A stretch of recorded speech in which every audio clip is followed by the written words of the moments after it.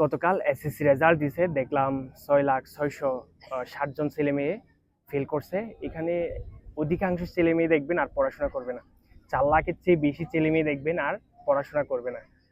আসলে SSC HSC এই result গুলা আমার মনে হয় না খুব বেশি যে লাইফে ইম্প্যাক্ট ফেলে।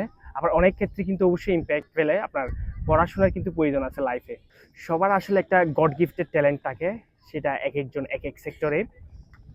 আপনাকে যে পড়াশোনা করেই সব কিছু করতে হবে এমন না। আপনি অন্য একটা সেক্টরে ভালো করতেছেন বা আপনার ওই বিষয়ে দক্ষতা আছে, আপনি ওই বিষয়ে করেন। এমন না যে আপনার পড়াশোনাই করতে হবে। তবে লাইফে কিন্তু পড়াশোনার প্রয়োজন আছে।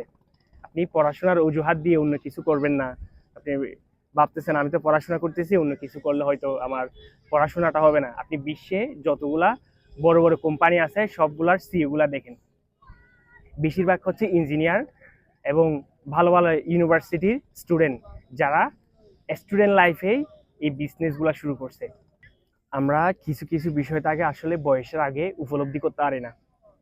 আপনি লাইফে যতই আপডেট থাকেন না কেন, আপনার ফ্রেন্ড সার্কেলের মধ্যে আপনি যতই আপডেট থাকেন না কেন, কিছু কিছু ক্ষেত্রে আপনার বয়সের আগে আপনি ওই বিষয়গুলো উপলব্ধি করতে পারবেন না। তাই আমার যেটা মনে হয়, সিনিয়রদের সাথে বা স্যারদের সাথে একটা ভালো সম্পর্ক রাখা উচিত।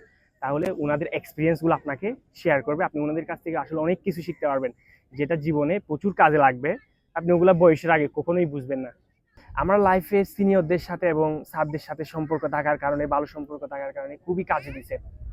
আপনি চেষ্টা করবেন সিনিয়রদের সাথে একটু ভালো সম্পর্ক রাখা, স্যারদের সাথে একটু ভালো সম্পর্ক রাখা। তাহলে আপনি দেখবেন আপনার লাইফটা অন্যভাবে দেখবেন। এখন যেভাবে দেখতেছেন দেখবেন পুরাই ডিফারেন্ট।